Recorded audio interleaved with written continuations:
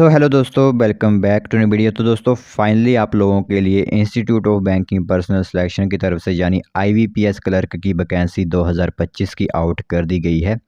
काफ़ी बड़ी मात्रा में ये वैकेंसीज आप लोगों के लिए रहेंगी, ठीक है। और इसमें आप लोगों को पता है ही है कि ऑल इंडिया वैसे तो वैकेंसी निकली होती है, लेकिन हर एक राज्य के लिए यहाँ पर अलग से वैकेंसीज होती हैं। जैसे हमारे हिमाचल प्रदेश के लिए भी यहाँ पर अलग से वैकेंसीज रखी गई हैं, ठीक है। तो जो भी कैंडिडेट्स अपना करियर बैंकिंग सेक्टर के अंदर बनाना चाहते हैं, रोज़गार उपलब्ध करना चाहते हैं, एक हिसाब से आप लोगों के लिए जो सरकारी नौकरी ही होती है। तो बैंकिंग सेक्टर के अंदर जो कैंडिडेट नौकरी करना चाहते हैं उनके लिए बेहतरीन मौका यहाँ पर रहेगा। आईबीपीएस की तरफ से आप लोगों को एज ए क्लर्क यहाँ पर नियुक्त किया जाएगा, ठीक है। तो इससे जुड़ी जो भी इम्पोर्टेंट जो भी खबर है या फिर हमारे पास जो भी इंफॉर्मेशन है वो हम आप लोगों को बताएंगे। एडवर्टाइजमेंट की टोटल डिटेल आप लोगों को बताई जाएगी। जो मेन मेन पॉइंट्स यहाँ पर आप लोगों को यहाँ पर याद रखने हैं वो आप लोगों को बताए जाएंगे, ठीक है। तो आप लोग ध्यान से पूरी इन्फॉर्मेशन सुनिएगा। काफ़ी अच्छी सैलरी वगैरह आप लोगों को यहाँ पर दी जाती है और पोस्टिंग भी हम आपके होम टाउन यानी हिमाचल प्रदेश में ही होगी, ठीक है। तो चलिए फिर बिना बस जाए कि जो भी इन्फॉर्मेशन आई हुई है वो हम आप लोगों को बताते हैं। तो दोस्तों देख सकते हो आईबीपीएस की तरफ से नोटिफिकेशन आप लोगों को यहाँ पर दिख रही होगी। तो इसमें मैं आप लोगों को बता दूं आईबीपीएस एक ज़रिया है, इसके अंदर काफ़ी बैंक जो होते हैं वो भागीदार रहते हैं, ठीक है। तो इसमें मैं आप लोगों को बता दूं 1 अगस्त 2025 से आप लोगों के फॉर्म भरना शुरू होंगे और 21 अगस्त 2025 तक फॉर्म भर सकते हो। फिर conduct of pre examination training जो आप लोगों की होती है वो सितंबर 2025 को होगी। फिर प्रीलिमिनरी जो आप लोगों का एग्ज़ाम होता है ऑनलाइन वो अक्टूबर में होगा। रिजल्ट आप लोगों का नवंबर में आ जाएगा। फिर ऑनलाइन एग्जामिनेशन जो मेंस होता है यानी 2 एग्ज़ाम आप लोगों को देने होते हैं वो नवंबर 2025 में आप लोगों का होगा, ठीक है। तो मार्च 2026 में आप लोगों को जो है प्रोविजनल यहाँ पर अलॉटमेंट दे दी जाती है।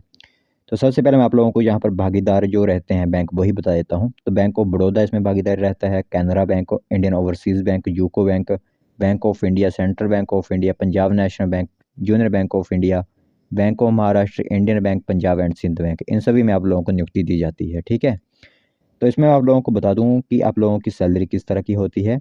तो 24,050 से लेकर आप लोगों की यहाँ पर अलग अलग तरह की सैलरी होती है। जो बैंकिंग के नियम बने होते हैं उसी हिसाब से सैलरी होती है। किसी भी यूट्यूब प्लेटफॉर्म पर आप जाकर आईबीपीएस क्लर्क की सैलरी अगर सर्च करोगे तो आप लोगों को पता चल जाएगा, ठीक है। तो काफ़ी अच्छी सैलरी यहाँ पर होती है, अलाउंसेस काफ़ी अच्छे यहाँ पर आप लोगों को दिए जाते हैं। तो एलिजिबिलिटी क्राइटेरिया वही है कि ग्रेजुएशन पास आप होने चाहिए किसी भी स्ट्रीम से। अप्लाई सिंपली आप कर सकते हो यहाँ पर।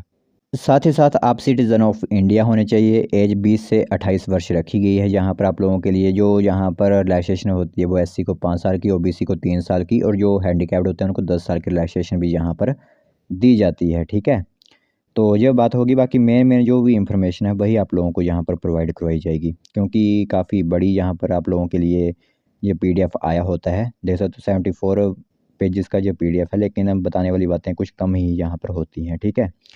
तो एजुकेशन क्वालिफिकेशन जैसे मैंने आप लोगों को बताया कि ग्रेजुएशन पास आप होनी चाहिए। तो आवेदन सिंपली आप यहाँ पर कर सकते हो।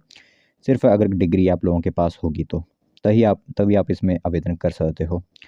एप्लीकेशन फ़ीस मैं बता देता हूँ। जो candidate SC ST handicapped ex serviceman हैं उनको 175 रुपया यहाँ पर फ़ीस देनी होगी। बाकी ओबीसी में अगर आप हो, ईडब्ल्यूएस में आप हो या जनरल कैटेगरी से 850 रुपया फ़ीस देनी होगी आप लोगों को, इंक्लूसिव ऑफ जीएसटी के तहत, ठीक है। फिर मैं बताता हूँ आप लोगों को यहाँ पर शॉर्ट लिस्टिंग का प्रोसेस। जो प्रीलिमिनरी टेस्ट आप लोगों का होता है उसमें 3 जो आप लोगों के सब्जेक्ट होते हैं वो आएंगे। एक इंग्लिश, मैथमेटिक्स और रीजनिंग के, ठीक है। 100 क्वेश्चंस होंगे, 100 ही नंबर का होगा। 60 मिनट में आप लोगों को ये क्वेश्चंस करने होंगे। फिर आगे बताऊँ मैं आप लोगों को, एक मेन एग्जामिनेशन होगा फिर आप लोगों का, जिसमें जनरल अवेयरनेस या फिर फाइनेंशियल अवेयरनेस बैंकिंग सेक्टर से क्वेश्चंस आएंगे।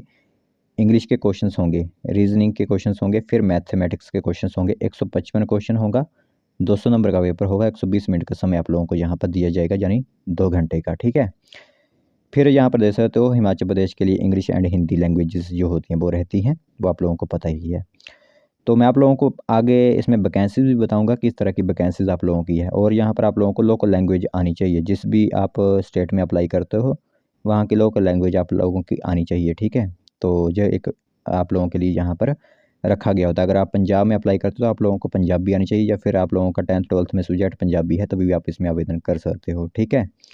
तो ये बात होगी आप लोगों के लिए। बाकी ऑनलाइन माध्यम से आप लोगों को फॉर्म अप्लाई करना है। मैं एक बार आप लोगों को वैकेंसीज़ के बारे में बताता हूँ, कितनी वैकेंसीज़ आउट की गई हैं यहाँ पर हमारे हिमाचल प्रदेश के लिए, कितनी वैकेंसीज़ रहेंगी, ठीक है।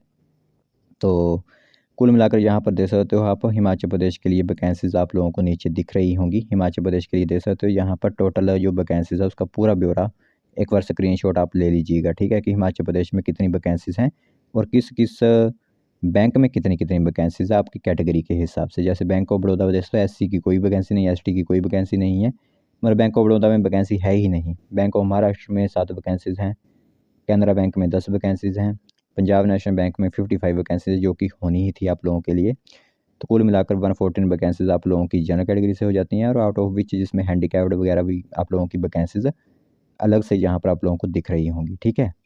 तो यह कुल मिलाकर वैकेंसीज़ आप लोगों के लिए रहेंगी।